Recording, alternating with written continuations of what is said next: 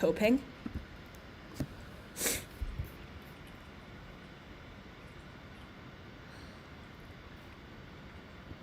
It worked. Okay, cool.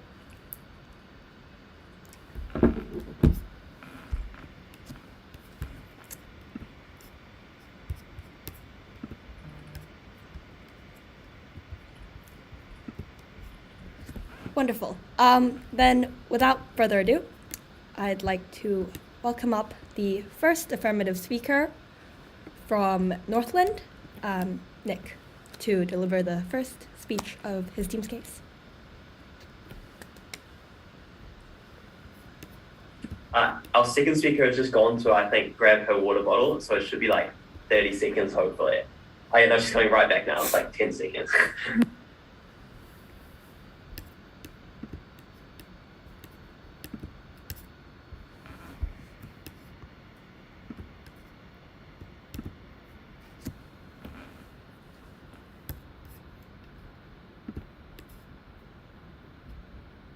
So whenever you're ready.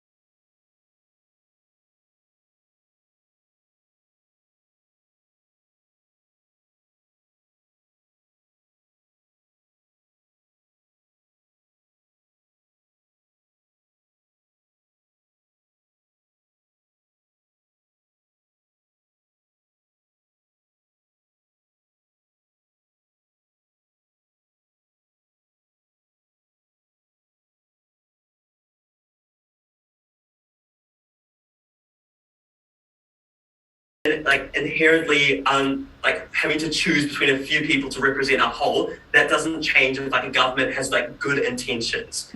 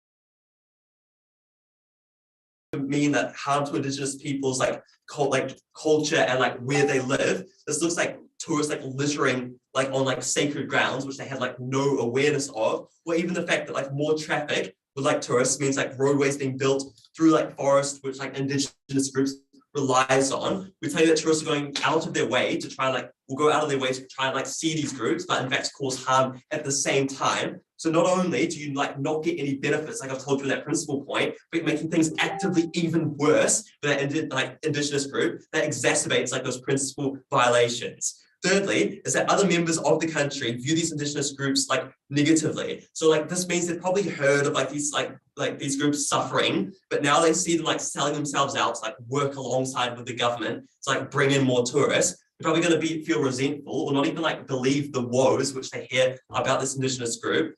Also, it's like the false representation of the culture. Tourists don't have the same level of understanding about the Indigenous culture because they're misled into this like preconception of viewing things really well. Also, tourists are going to be left disappointed when the Indigenous culture literally doesn't live up to this like idealistic image which is portrayed. They feel ripped off and won't appreciate the Indigenous culture. Impacts of this: the Indigenous people are actively harmed by tourists, less done to help them, and Indigenous people feel their culture is like being devalued. We want to value it, we want to maintain these cultures. That's why we're so proud to affirm on our side.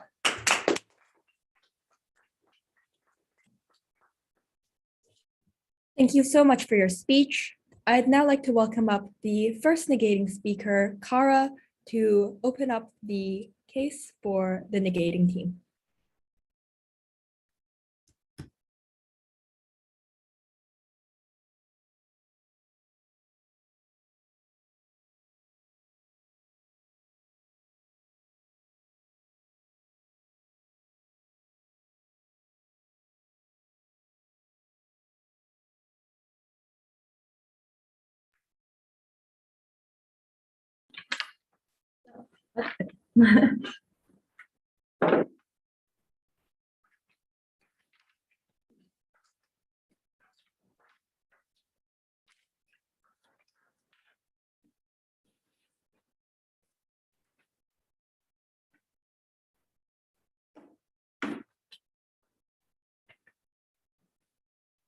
The only way we can get Indigenous people within countries to survive, to thrive, and to gain political capital is when the government uses their culture for marketing and promotion of tourism. 3 things I'm going to do in my speech today. Firstly, I'm going to give you a couple of points of context on what our world looks like, because we didn't hear that from Ath. Secondly, I'm going to talk to you about 2 substantive points. Firstly, why governments are good at representing Indigenous cultures. And then secondly, how we're going to be getting better life outcomes for these Indigenous people. Right, context. Before I do that, I'll tell you we win today's debate by proving that we get better treatment and quality of life within these countries for those Indigenous people. Context. What does this look like to be actually promoting and marketing this thing? It looks like promoting like to visit a temple to see a cultural performance or an Indigenous dance, or marketing Indigenous clothing as something you should buy. We think that's done by the government through things like ads, like YouTube or TV, right? Promoting the tourism through like tourism guides that are available for the countries, and also like the tourism websites of those countries. For example, New Zealand tourism, where they promote these kinds of things. Right, before I move on to my substantive, I'll do a bit of rebuttal. Firstly, what we tell you is that like we can market Indigenous land, so we can get like the land marketing around them. We also tell you we didn't hear anything from side affirmative on why specifically this representation is going to be like so inherently bad. What we tell you is that there's actually like motivations behind the government to represent it well, which is mainly about like tourism and how the tourists interact, but I'll bring to you that in my first point. And then on about how they told like how Indigenous people feel about their culture and like littering on sacred grounds and stuff. We tell you that tourists are completely capable of respecting these places, and the importance of these places is emphasized. And we think we can best do that when we actually put it in marketing, when we say there's a sacred place, like you can be lucky enough to visit it, but just make sure you really treat it with care. We also think we can mitigate that if we have people from those communities being like actually there and watching them, because people generally just don't like to disrespect culture like that. Like it's frowned upon a lot now. What that means for us cases, they can't actually prove any harms towards these Indigenous people, these cultures. I'm actually going to talk about now why it's so good, why governments are good at representing Indigenous cultures. I have 5 mechanisms here. Firstly, I'm going to talk to you about countries with Indigenous rule. A lot of countries, mostly the ones that are based around tourism, like Fiji and Samoa and Indonesia, are countries that are already ruled by people who are Indigenous people from those communities and are already in power and in the government. What that means is that we can already see that they're going to be treating that with respect and stuff like that. Even if that's not true, I've got 4 more mechanisms for you. Secondly, it's more appealing when these governments genuinely represent this culture, because tourists want a genuine experience. They want to be fully immersed in the culture of this country because they're spending all of this money to be here. They're going to know when it's not genuine because a couple reasons. Firstly, they build up hype for their trip, right? They go and research and they go and learn about their culture and they watch a YouTube video about what it looks like to be an Indigenous person in New Zealand. And so they're going to understand when it's not represented genuinely. But secondly, when they're in that actual country, they can just talk to Indigenous people, right? Because they're Indigenous people who are their tour guides. There are Indigenous people who live in those areas, and they can just ask them about their experiences. Third mechanism, the governments won't be able to get participation from Indigenous people. It's really important they can get participation from them, because they need Indigenous people to be those tour guides, or Indigenous people to let them use their marae to show them there, because otherwise the tourists don't feel like they have a genuine experience. Culture is really important to Indigenous people. It's a lot of their personality and it's a lot of how they feel about themselves. If they think it's being really misrepresented on marketing and people are here for wrong reasons, they're not going to participate. Fourth, the governments face backlash, right? Firstly, domestic, because Indigenous people go and speak out and say, the government is really misrepresenting our culture and is doing our culture harm. That means that people who go and this also means that people who support Indigenous people and support Indigenous cultures will go and speak out and say, this is a really bad thing. We shouldn't support our government doing this. Don't come and tour to our country because of that. We know this exists because of things like Matariki, about how people rallied behind Indigenous Māori people to get Matariki made a public holiday, or how people rallied around the Indigenous people of Australia against Australia Day to try and push for it to be abolished. Also internationally, this exists because those same groups are people who just care about Indigenous rights, but also there are other Indigenous groups around the world who know how it feels to have your culture misrepresented. So they also speak out against that government. So the government's too afraid of backlash. 5, governments just like regret colonization, right? They regret the fact that all of these people came and erased these cultures of these Indigenous people and made all of these awful life outcomes for them. They would feel really guilty if they made and pushed actual like harmful rhetoric. What this means at the end of the day is that we're actually getting fair, genuinely like respectful representations of Indigenous cultures. These cultures are shown properly and with respect, able to get tourism that looks genuine and that people actually want to go to and recommend it to a friend because it was such a good experience. And we have this Indigenous culture being really visible. Right, this is debate winning material, because if ACT can't prove that there's like a poor representation of these Indigenous cultures, there's just absolutely no reason for us to be opposing this kind of marketing. What we've told you here is that the government is just too afraid of too many things that mean that they're incentivized to act kindly towards these Indigenous cultures and represent it fairly. Before I move on, I'll take a POI. Sweet. So when a person flies across the world with an expectation of a culture, how will they react when it doesn't live up to their expectations of a westernized culture? There's no expectation of a westernized culture because they have been marketed that they're going to a country that has this really cool and unique culture. They're not looking for that. Right, how we get better life outcomes for these people. I've got 3 mechanisms for you on this one. Firstly, the government acts more favourably to these Indigenous communities because these Indigenous communities become incredibly valuable to the government. They need the culture to continue to thrive, to get that tourism continuing. So they're going to do things that help with that, right? Like, for example, in New Zealand, they give Māori people their land back because then they have land where they can like show as like a Māori central place, right? And that also means we get outcomes like how we got the Māori Health Authority to get better outcomes for our Indigenous groups, so we can promote that kind of tourism. And then secondly, these governments also need like participation in it. So they need good relations with those Indigenous groups, so they keep going there. Secondly, we see the public acts more favourably and thinks more favourably towards these Indigenous groups because domestic public is still influenced by marketing that says we have this really incredible and amazing culture and you should come and see it, because they still travel around the country domestically, like domestic travel is still normally a really big part, but they also just see tourist attractions around the area that are making money and that people find important. So what that means is they see a positive representation of these cultures. They associate the culture of the Indigenous community of the country with good things and think that it's important. But secondly, they see the culture that is bringing in like tourism and bringing in a lot of benefits to the country. That also makes incredibly positive associations because they see that they're contributing really well to this country and therefore they deserve our support. Thirdly, we get money in the pockets of Indigenous people, right? Because part of marketing is marketing these Indigenous businesses, right? That they sell handmade crafts, that they sell wooden carvings, and they come from Indigenous people. So when tourists buy them, money goes straight into the pockets of Indigenous people. Secondly, there's also like using Indigenous tour guides that have guided around the marae, right? There's using land that is owned by those Indigenous people, like maraes once again. And so what that means is that we can get jobs. There's also things like visiting a village. That means that people can see the different ways of life. This replies to that mechanism on that it's morally wrong because Indigenous people don't profit, because we tell you that actually they do profit. The money goes straight to their pockets because they're the one hired for these jobs. What this means is that if these people are treated better domestically and the government cares and the public cares, they can get this political capital that results in those better life outcomes, but they also get jobs and money that also result in better life outcomes. And we can win this debate, even if AF proves it's tokenistic, because these people are still benefited by the marketing. Thank you so much for that speech. I'd now like to welcome up Jivani from Northland to give the second speech for the affirmative team.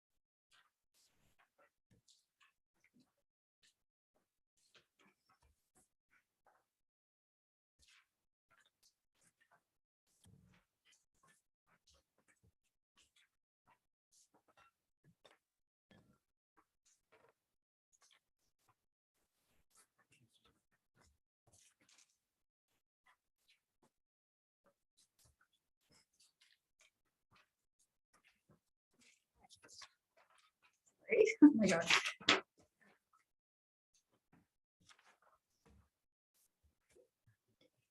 Okay.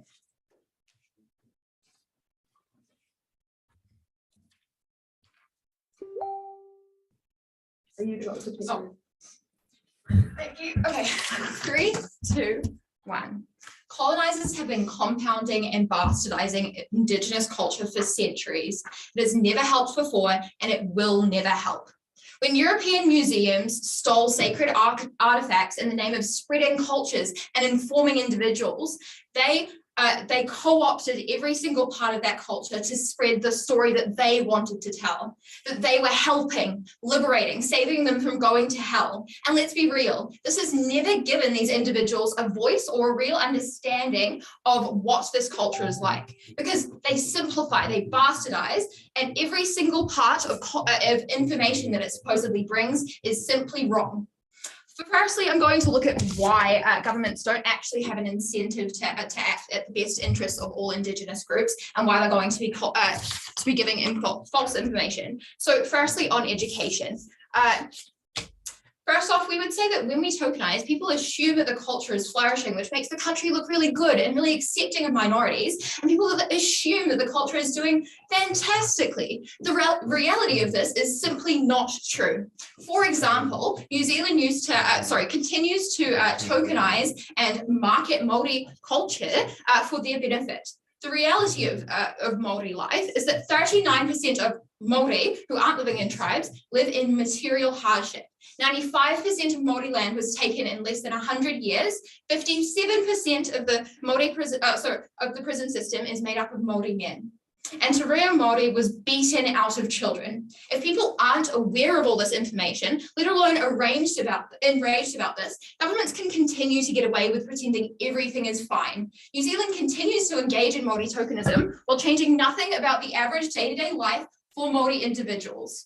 Secondly, it allows the government, who has an incentive to belittle and simplify cultures to justify the colonialism that they partook in, to make it seem like the culture was somehow liberated. This looks like focusing on Māori dances, songs, the haka, a dance which, by the way, incorrectly shows the narrative that brutal warfare was a key part of Māori culture. And then they supposedly show all the good that the government brought, saying that they supposedly gave them medicine, that they gave them technology, they made them civilized, but it is simply untrue. We allow the government to be in charge of narratives and to advertise these narratives to every other country in the world and supposedly educate everyone else on the situation, which is for Indigenous peoples. They are not going to show any real struggles. Even if they want to, they won't, because they want this to be a lighthearted tourist destination. They don't want to have people be genuinely educated. They need it to be kid-friendly, which is why I'm going to go on to a little bit of stuff about what cultures what governments who are made up of Indigenous individuals, which, by the way, is the minority in this situation. We would say that the majority of Indigenous governments wouldn't actually ever stand for marketing their Indigenous cultures, and that would be a part of and that would go against all of their fundamental things.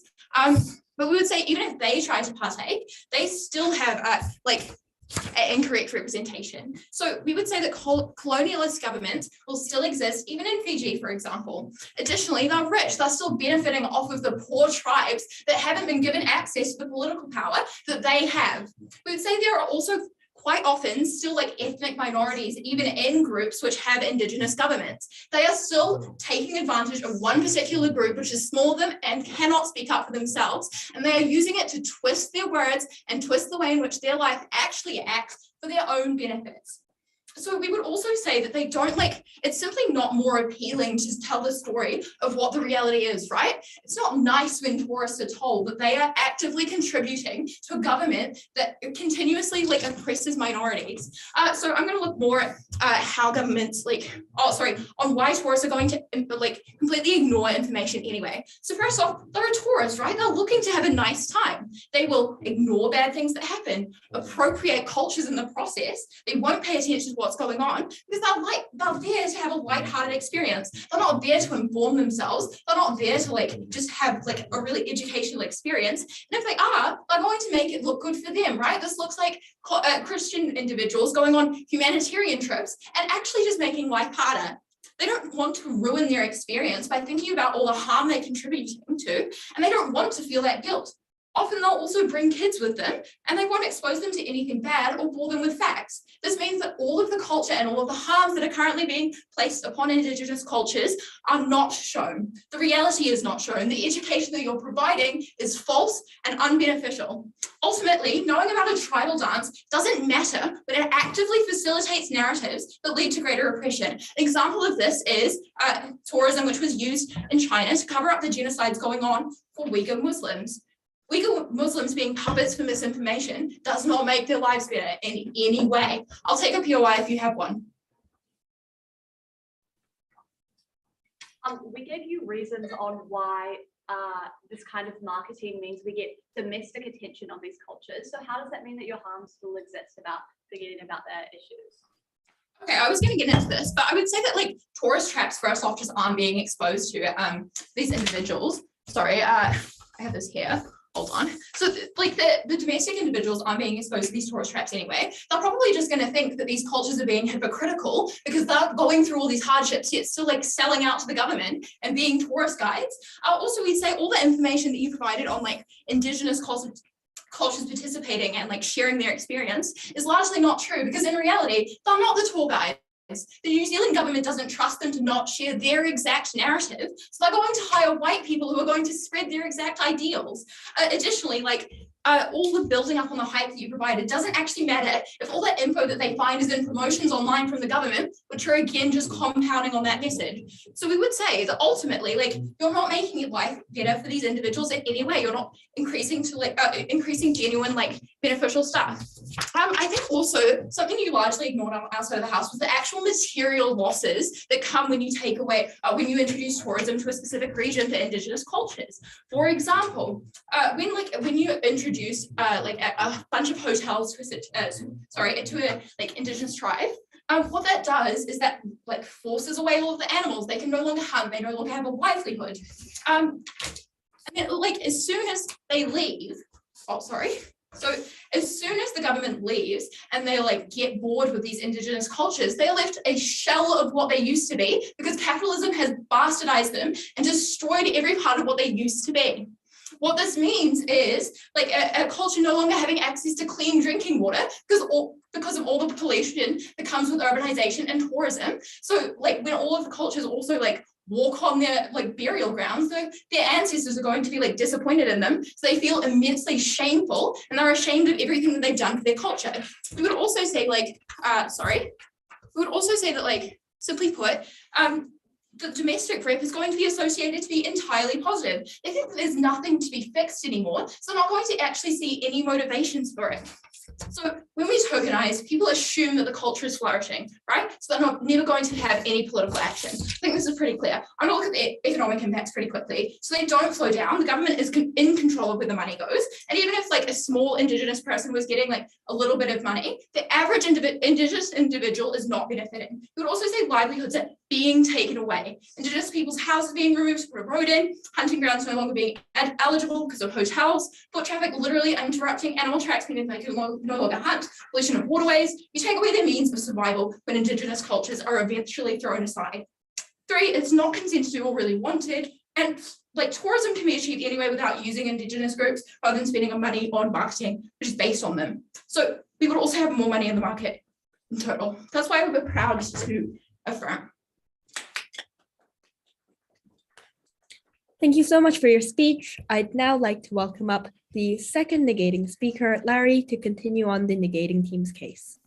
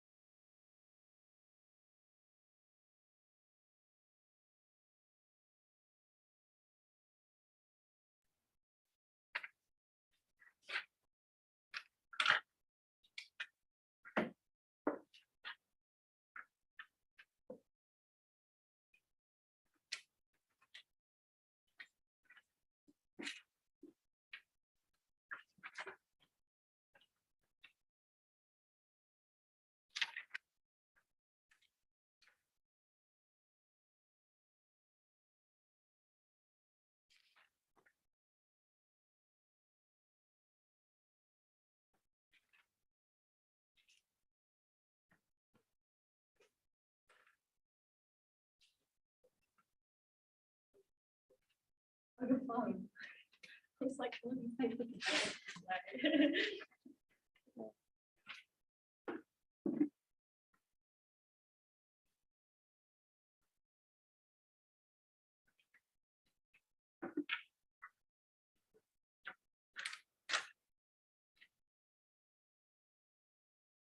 in this debate, we have essentially caught AF in like a flat out lie in several instances.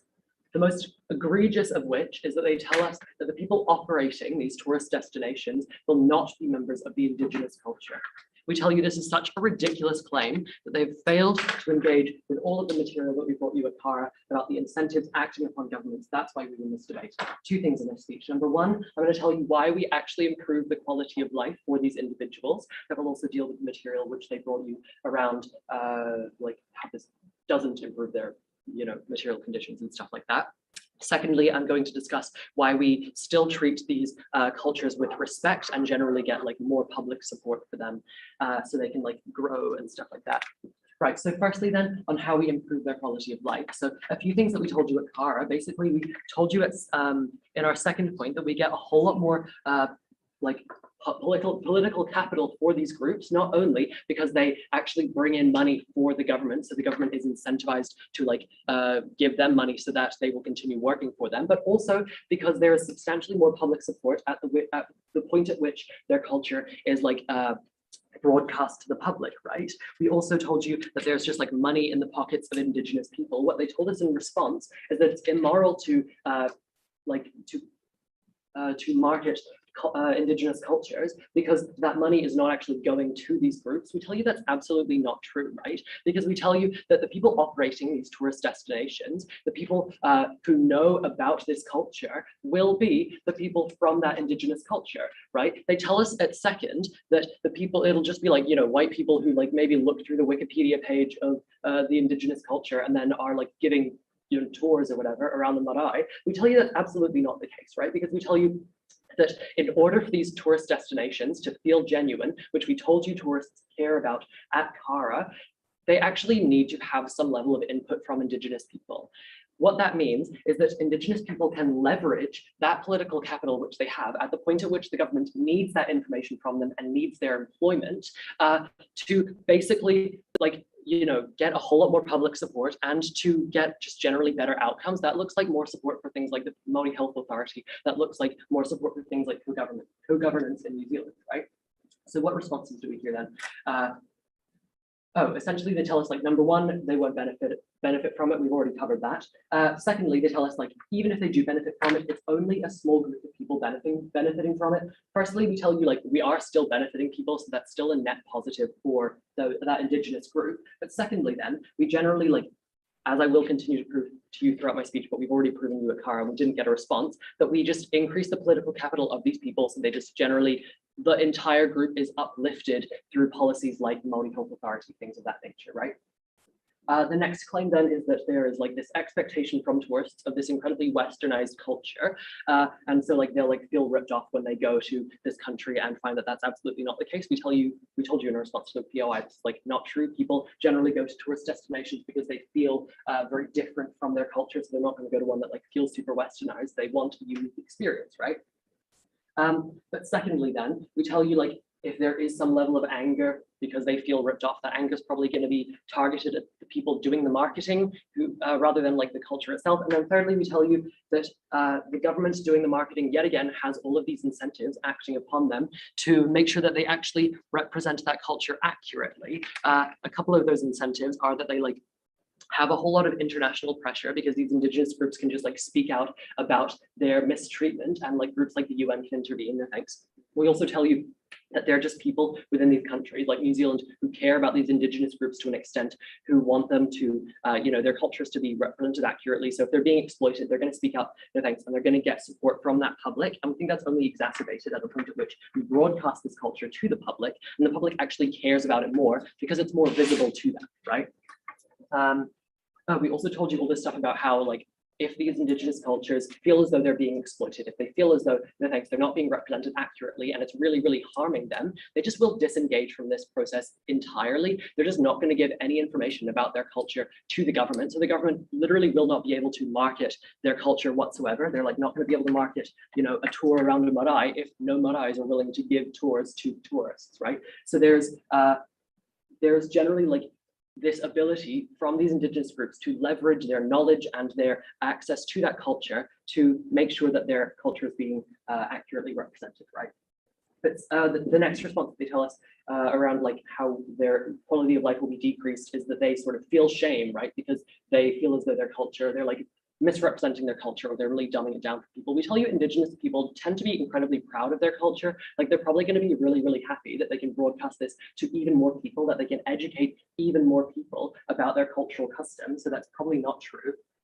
Oh, and then finally, they tell us like the government controls where money goes. Yet again, just the response is that it's Indigenous people covering like these tourist destinations, like giving information to the government. Like that can't happen without the involvement of Indigenous people. But also note that they just like have not engaged with mechanisms that we brought you at CAR like around this point. And so what that means is just generally like we have proven that Indigenous people do get more political capital on our side of the house. So we do uplift the entire Indigenous population within these countries. So we have improved their quality of life. And thanks, we tell you that we can win on this completely alone, regardless of like, you know, genuine representation, just because we are like literally uplifting their quality of life. We think that Indigenous people generally probably care more about like having increased you know, health support when they're really, really sick and they're a disadvantaged group, no thanks, than like you know, representing their culture, even though it might be something really, really important to them. But we also tell you that we actually increase the representation of that culture if that's something that they really care about, through leveraging that public that like, you know, political capital and public support and stuff like that. I will take a few on. Yeah.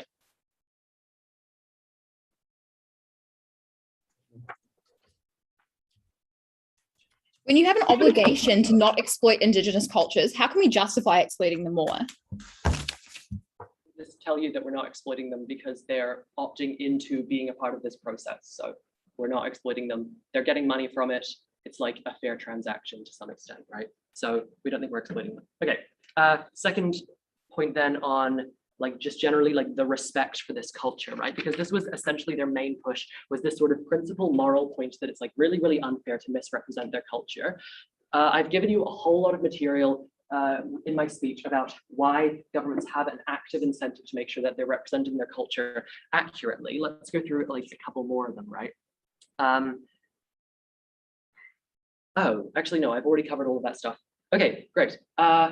Yes, this point, like we obviously like very, very clearly have one, because we tell you that this kind of you know, involvement of tourists in Indigenous culture will only happen on the terms of Indigenous people, because they have a complete monopoly over all of that cultural knowledge, over like, you know, cultural lands and things like marais. The government cannot like have all of that knowledge without the involvement of Indigenous people. That's how we uplift Indigenous people as a whole, but we also, that's how we like also respect their culture. But we tell you, we generally just substantially win on the fact that we are literally putting money straight into the pockets of Indigenous people.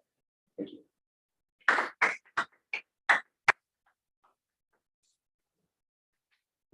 Thank you so much for that speech. I'd now like to welcome up the third affirmative speaker, Joe, to give the last substantive speech for the affirmative case.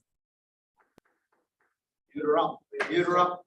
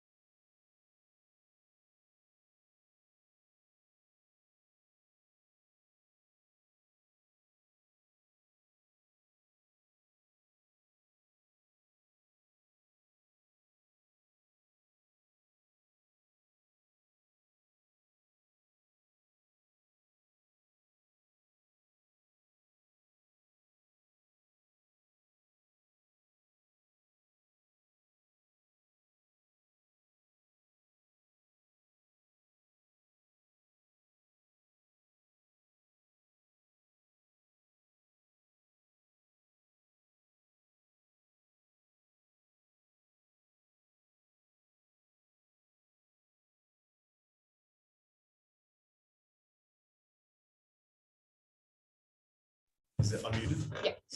Sweet. Can you guys hear me all good? The reason, that wasn't a good time then.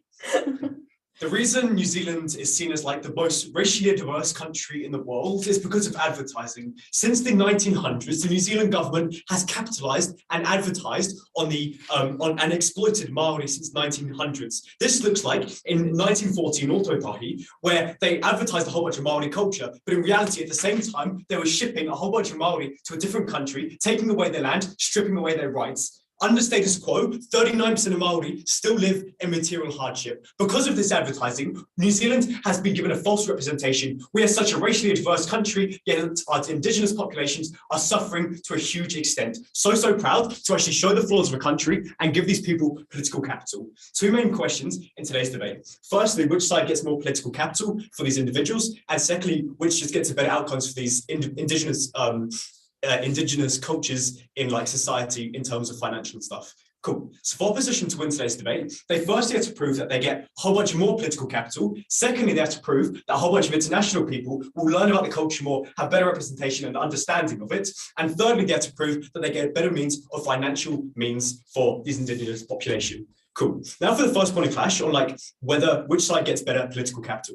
We've heard from opposition in today's debate that they can like engage a whole bunch of Indigenous cultures. They can make them really engage with the system and make them like work with the government. Firstly, is when we do this advertising, what this actually looks like is giving a little bit of money to one singular man. It looks like giving $10 for a man to stand in his traditional clothing, to stand on the picture, for that to be posted out. It doesn't look like giving $100 every single week. It looks like a one-off payment. They can use this as like a picture posted on a postcard. Everyone thinks like cultural and Indigenous groups in New Zealand are okay. This one person's benefited, not the whole country benefited. We've also heard a push from opposition here that it's like more appealing when it's organic, right? These international visitors will come to New Zealand and understand if it's like a westernized version of this culture.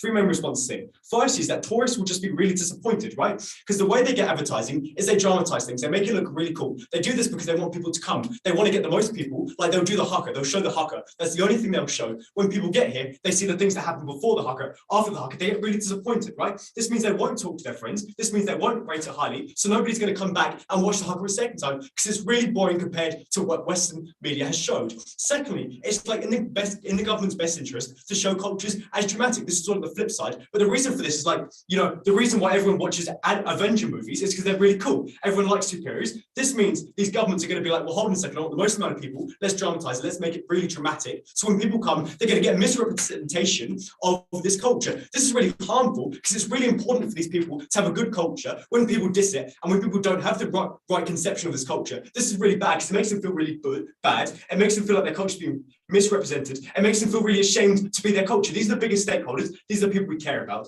My third response here is that these people quite often don't know what like this like unique culture is because Wikipedia doesn't show you what an authentic and organic culture looks like. It literally tells you some basic information. Nobody can identify what this culture is supposed to look like. That means when they come, they're going to get a misrepresentation of the culture. They're going to like spread it even further. That's going to further disenfranchise these people, these Indigenous groups. Cool. We also heard from opposition that government will like hire a whole bunch of Indigenous people. Firstly, this just like still pales in comparison because the government would have exploited them to get them on the front cover. They paid them none of the profit. They literally gave them $20 for one photo shoot. The government's getting $200 million from the tourism industry. That's really harmful because this is the group they're exploiting off. We have an obligation to give them all the money. Under our side of the house, we actually do that. We respect them. We give them the means to actually respect their culture, to respect their tipuna. Opposition doesn't do that. They diss them. That's really harmful. My second response here is the fact that they're just forced to show their culture. They don't really have a choice if they show someone around their marae because the government has forced them to. They're like, come look at this marae. So then every marae has to open. Every Maori person is now forced to go and represent their marae, show people around it. That's harmful because even if they don't want to, they're forced to. That's really harmful in today's debate.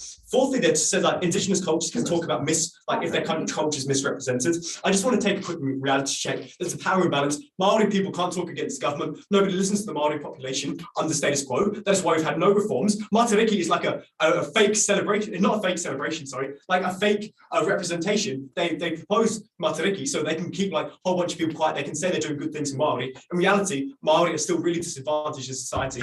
Yes, they have Matariki. That's not fundamental change. They also talked about how like government would feel guilty if they push like false look of culture. Two responses here. Firstly, the government doesn't feel guilty at all. That does it for years. This is colonization. They're not going to change it all of a sudden. Secondly, is like they don't put more importance of culture. They just put more importance of those people who are helping them with the advertising. This looks like physically pushing all of the stuff on that one marae, physically pushing this one place. They're not going to help the whole population. They're just going to help the ones who help them. Thirdly, we just have to look at like different worlds, because this isn't just happening in New Zealand. This is happening in governments who don't really care about their population. That's harmful, because they're just going to manipulate it, make it look really cool, come there, not give any of their people this looks like the CCP and Uyghur, like they won't really care about the Uyghur population. Look, they don't have a voice. Nobody really cares about. Nobody will see that. They get a misrepresentation. They think it's like really good and prosperous culture. They think that this culture is like doing really well because they've only seen the good things. That's really harmful in today's debate. I'll quickly take up your right if opposition's got one.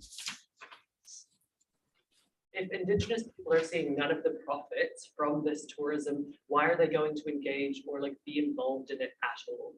Well, the thing is, it's going to be like one specific person, like one person. If one person goes for it, they're all forced to do it, right? If one person says yes to the photo shoot, they're all sort of forced, and the government's sort of pressuring them to do it. Even if they don't want to show their land, even if they don't want to show their marae, they're forced to, because everyone's like, I want to go see this marae. We respect these people. We actually respect their lands and their whenua. Cool. So at the end of this point, what we've shown you is, in actual fact, the government doesn't have a good incentive. And secondly, these people who come have a misrepresentation of the population and spread false narratives about the population. We care about respecting the population. We care about how this looks in the international eyes. Cool. Now for the second point of clash in today's debate on who gets better outcomes for Indigenous people.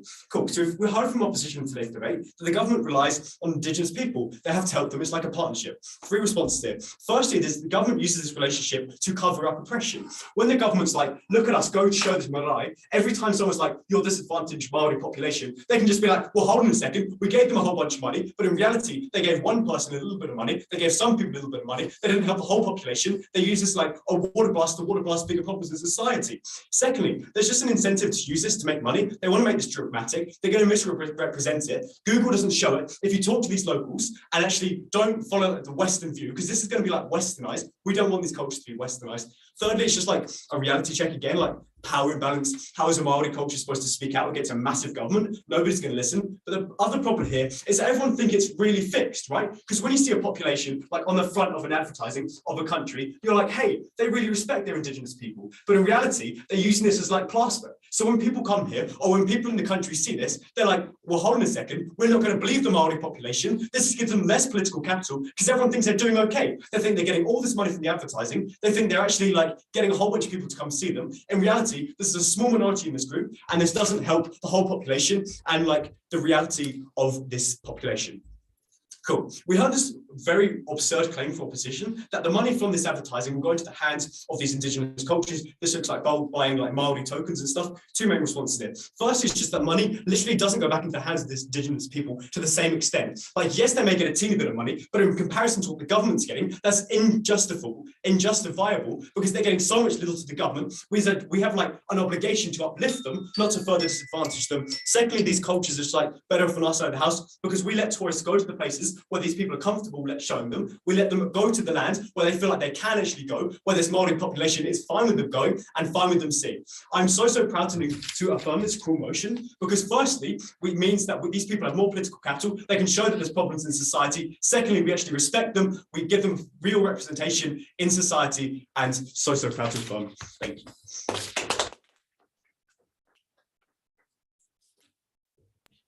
Thank you so much for that speech. And now I welcome up Sophie to give the third negating speech and the last substantive speech of this debate.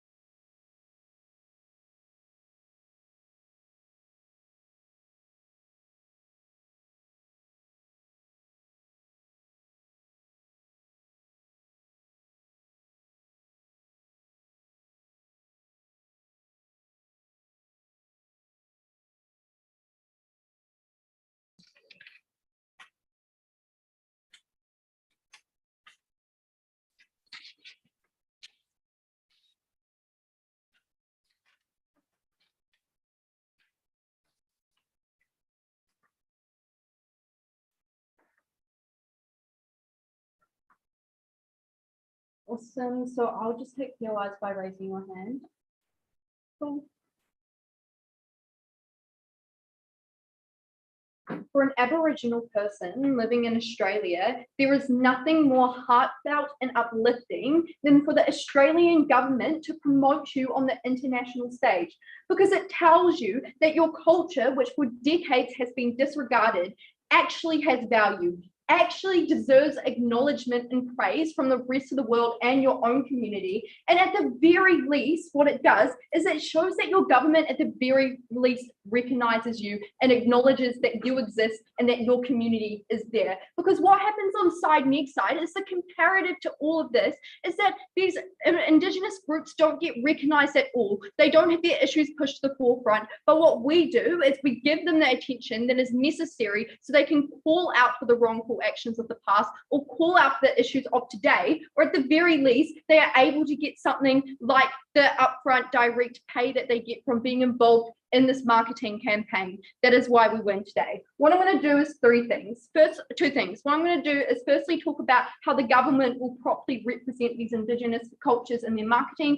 and then secondly I'm going to talk about how through doing this it improves the quality of these Indigenous groups' lives. Cool then. Firstly, on how the government will properly represent the Indigenous cultures on marketing. Look, this is one of the most important points in today's debate, because Simon's biggest harm was that these groups would be viewed tokenistically and glorified so their issues don't get solved and they're just treated badly on that front. What I'm going to show is that they actually do get properly represented from the government, and at the very least, if they don't, then they will be called out by the international community, which leads to change. So how do we actually how will these government actually properly represent these cultures in marketing? Firstly, they told us that they're going to be tokenistic. Look, and they said that they would be tokenistic because they would only have a few people in the marketing and it wouldn't be that great. Three responses to this. Firstly, we think that maybe although the marketing may be only a few people, so it doesn't give the biggest picture of what it actually looks like to be an Indigenous member, we think that when people actually come to the country, they're going to have to interact with these Indigenous people so they are able to get an understanding of these Indigenous groups there, and that's how we promote them there. But we secondly told you it wouldn't be tokenistic because, like Kara said, people, tourists tourists want proper representation because it makes the country more appealing. When you have more information about this group, it makes it more appealing. What we heard at third was basically it doesn't when you have all of this, because what actually happens is that they're overhyped. You know, we only see things like the haka, we don't get a true representation. Two responses to this. Firstly, this is just assuming that other aspects of their culture would not be interesting to these tourists. You know, they was like, oh, these groups will see the haka and then they will come and be disappointed. That is assuming that once they go and show up to these maraes, that they're not going to be interested in learning about Māori customs, about the waka, learning about their traditional debt, which we think people would be interested in because it's historic, it has sentimental value, and people relate to that. But secondly, we say that even if they are opposed to this group because they hear these stories and then they don't get what they expect, we don't think they're going to be angry towards the Māori group or the Indigenous group. They're going to be angry towards the government who gave them false marketing, and so they're not going to have bad treatment there. But what else have we told you about why there wouldn't be tokenization? We told you that the government is not going to act tokenistically because they genuinely care about the justice of this group. What they told us is that they don't because they just removed themselves from the colonization aspect because that was from a different time. But the reality is that these governments do care about the issue because the actions from this colonization still have effect on these people today. So they directly link to it and they feel guilty about having influence and hurting these Indigenous groups. And so therefore they do want to promote them accurately. They do want to have proper representation. At the end of this, what we have shown to you is that these marketing will be representative of this group. What this looks like, it means that when they show these people on their ad and their advertising campaigns, it's going to show their proper customs rather than things that cultural appropriation. It's going to have things like their proper traditions around, for example, speaking proper Tadeo rather than speaking it inadequately. That is a change there. What else did we hear about why this marketing wouldn't be done properly. They told us that what would actually happen is we just glorify these groups and we make everyone think that everything is just okay and perfect in our world, when in reality these groups are suffering. Firstly, what we said is like, when you show, yes, we agree we're going to be showing these groups that it is a positive place in New Zealand. So what happens is when these tourists come to this country, they're going to be outraged to see that it's not what they were told in the advertising campaign. So what this means is, firstly, like we know they're going to be outraged and recognize this, but firstly, they can't hide these Indigenous people once they're there. They can't hide them and stop them from telling these stories to the tourists. But secondly, they just have to interact with the tourists because they're promoting them in the first place. So the tourists are going to be aware that there is an issue and they're glorified. What this means is that the tourists are going to have a bad review because they're seeing these people treated terribly, and that will incentivize them to call out, and that will incentivize the government to want to treat them well because they don't want to be called out by tourists and look badly on the international stage. What we heard from SideNeg is that tourists won't call them out and they just want to go for a good time. Two responses to this. Tourists go to a country because they see it's interesting. And if they go there and they see that there are injustices towards this Indigenous group, they're going to feel guilty because they are now a part of it. They are now involved in it. And so they're going to feel guilty for sitting around and watching it be harmed. So they will call out. But secondly, it just ruins your experience of your holiday if you hear about all these awful things to this group that you have been told so greatly about. So obviously these tourists are going to be treated better. But thirdly, we said like we don't rely on these tourists for these actions and marketing and influence. We will get this from the government in the end. At the end of this point, what we've shown is that these governments are incentivized to market well. Otherwise, they're going to be market effectively and have proper representation of these Indigenous groups. Otherwise, they're going to be called out. Otherwise, they're going to have international scrutiny as well as domestic scrutiny. And at the very best, we get no recognition on the side of these Indigenous groups, but on our side, we promote them. So how do we promote them and improve their quality of life? Look, we've given you multiple mechanisms down the line that have gone unresponded to. We told you that the government will improve their treatment of these Indigenous groups because they need these Indigenous groups to participate in this scheme. We had two responses to this. Firstly, they just said nobody will listen to these Indigenous groups if they call them out and that they will just be forced away. But we think that these Indigenous groups, like, they will be forced to work with these Indigenous groups in the first place because they're reliant on them to get this international recognition. So that doesn't stand. But secondly, we told you that like it wouldn't happen like Larry said, where white people would just take control. It would be the Indigenous groups being involved in the action. What this means is that these Indigenous groups have capital and they are able to push for things like better healthcare for themselves to get their land back. Otherwise, they're going to pull out the government and make the government look bad on the international stage. What else have we told you that hasn't gone responded to? We told you that the public are going to view these Indigenous groups better because once they see them on these ads in the positive light, they're going to think, oh, wow, this group is actually really great. They do so many things. They have an amazing culture that I want to know more about within the country. But we secondly told you that the people within the country are going to view them more favorably because they bring in money through tourism. So what this means is that people within the country are going to treat them better. But finally, we said that these people bring in money, but they gain own personal money, which improves the quality of their life. Because we see this through things such as like selling t-shirts, selling merchandise about their culture. At the end of this, they are going to have better quality in terms of their treatment from the government and from the public, and they're also going to get direct gains from things such as income.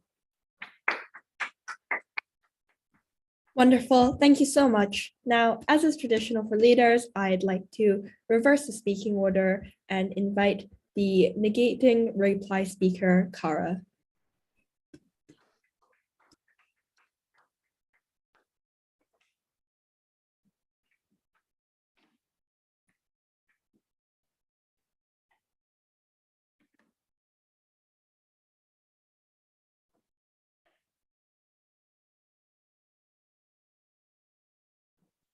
By promoting Indigenous culture, we are putting money directly into the pockets of our Indigenous communities. We are accurately representing these cultures. We are doing them the justice they deserve, and we get the money as an outcome and improve their lives. Two things I'll talk about today. Firstly, I'm going to tell you about why this marketing is always appropriately represents the Indigenous culture, and then I'll tell you about how we get better lives for these Indigenous groups. So, why does marketing appropriately represent these Indigenous cultures? Firstly, as I brought you on my first, there are Indigenous ruled countries, right? Where these people are ruled, the governments are from these cultures, right? They were born into a family that has this culture incredibly important to them. So there's just like no reason that they're not going to represent that accurately. It doesn't matter that they're more wealthy because they still come from the same culture. But that means that's just like really weird to oppose people like advertising their own culture and representing their own culture in their country. That's just like not something that we think side F should be standing against. But then even when these aren't Indigenous people led, we tell you that these are still going to be accurate representations because there's multitudes of reasons acting behind the governments to be listening to these groups, right? Because they're afraid of the backlash that comes from international communities, because they want to get those Indigenous people involved in the actual tourism of the country, which they're not going to do if the culture is respected, and because they just genuinely like feel bad about colonization and how they destroy these cultures and want to preserve them. What we heard from side effect of that was that it's going to be dramatized and not show everything, and that's going to mean that these tourists come here and they're going to get disappointed by what they see. But that's like exactly a mechanism for our side, right? Because what we told you at Sophie is that if they're going to be disappointed, the government's going to know that, and it's going to mean that they're not going to let tourists be set up for disappointment because they want tourists to continue to come back to the country. And so that means that they're going to be accurately representing it so they don't get lied to when they arrive there.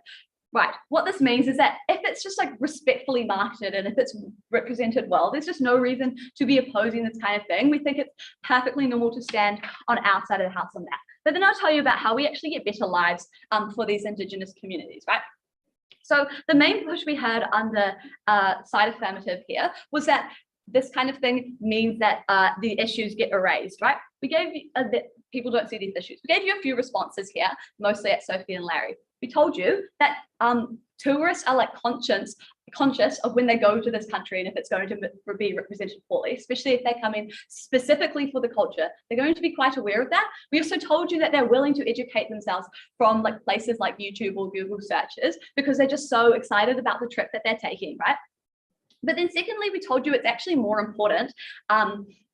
This material that I gave you in my second speech and these outcomes here, it's actually the public that we want to put this pressure on the government. It's the public that gets this positive association with Indigenous groups when they bring this good tourism, and that then places the political pressure on the governments to change. So it doesn't even matter if it is that the tourists don't understand that there are issues going on in these Indigenous communities, because what's more important is that we get attention on those communities, we get public supporting those communities, and therefore Indigenous people have the platforms to be able to speak out and say, there is an issue in our community that we need to be solved. But we also told you from my first speech that the governments are incentivized to not let these issues be occurring, right? So that those communities can continue to thrive and make great cultural outcomes.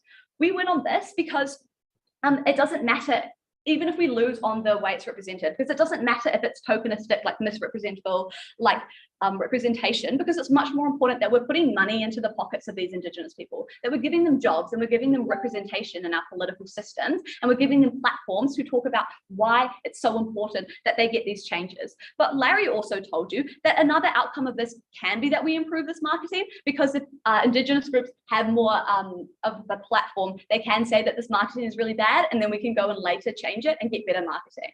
What this means is that we should support countries marketing off Indigenous cultures.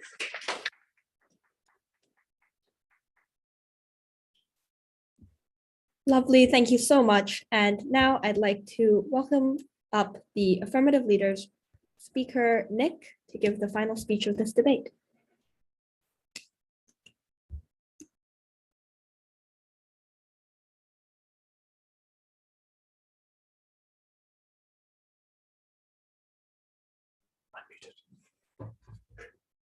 The negating teams continued maintaining that tourists will actively go about educating themselves of the wrongs experienced by Indigenous groups while also using a positive perception as an incentive to travel to the other country. Aside from this contradiction, we have told you that advertising inherently idealizes the tourist's views of Indigenous cultures, this creating disappointment and a sense of being ripped off in tourists. We tell you that it is part of advertising to make something seem better than it actually is. That happens no matter how the negative team tries to frame it. We've shown you then how this links the response from tourists, how this actually worsens outcomes for Indigenous people, how it worsens the perception of tourists toward these Indigenous groups as a compounding effect. First then, on the first point of clash about whether governments can represent the Indigenous culture properly. We've heard from the gating team that the government will be incentivized to help out, help out the Indigenous culture and the population, that they need the Indigenous population for the tourist benefits which they provide. What we tell you is that the incentive remains to present Indigenous cultures in the most ideal way possible, as this is how tourists will be attracted. We also tell you that it is literally not possible to include and represent an entire Indigenous culture as part of your advertising and promoting campaign. The negating team cannot claim that they fully represent every aspect of the culture. And we tell you where these small discrepancies arise, those tourists are going to take note of that, and that's going to give them that sense of being sold short. So we win this point by showing that the government's incentives aren't entirely founded on representing the Indigenous cultures, and even if they were, they cannot follow through with that. Secondly then, on how tourists will interact with Indigenous culture. So we've been told by the negating team that tourists want to see the real conditions which the Indigenous culture is subject to, and they're going to do their research in advance. We tell you that tourists are going to feel let down when the Indigenous culture doesn't live up to their expectations, and that tourists were literally attracted by the marketing. And also this research has obviously created that positive perception. There's a reason why tourists are literally flying over this other country to see it. They've obviously got some positive preconception about it. We also told you, we've told you it's second, Germany told you that all part of that research, or at least a lot of it, is going to constitute that government throwing out that advertising to say, wow, you should come here, all of which still shows, still creates that idealized view. Thirdly then, in terms of the benefits and harms of the individual, Indigenous individuals within the country. So we've heard from them that there'll be more political capital for Indigenous individuals. They can have more power in their hands, so they're going to get more policy change. Note that this is all contingent on that need for the Indigenous culture or groups suggested by the negating team. What we've told you, in opposition to this, is you don't need the entire Indigenous culture and the entire Indigenous population to just advertise them. Joe gave you the fact that you just need a camera and a few individuals who are willing to put their hand up in order to be able to promote them and idealize them. You don't have to support and the government won't have this huge vested interest in the entire population, only those which are needed for advertising. So and also we tell you, if it is a tourist attracting country, the government will already have tried to better the quality of life of these Indigenous groups. They still want people to think that it's good, but still they're going to try and idealize things as part of their advertising. So any political capital makes negligible difference if the incentive is already acting on the government, I've just told you. So the way in which the government can actively harm the Indigenous culture is by worsening how others within their country present it, perceive it. That is exactly what happens when you start using that culture for advertising to supposedly better your tourist industry and get more people in your country who still cannot appreciate it. That is why we're so proud to affirm in this debate.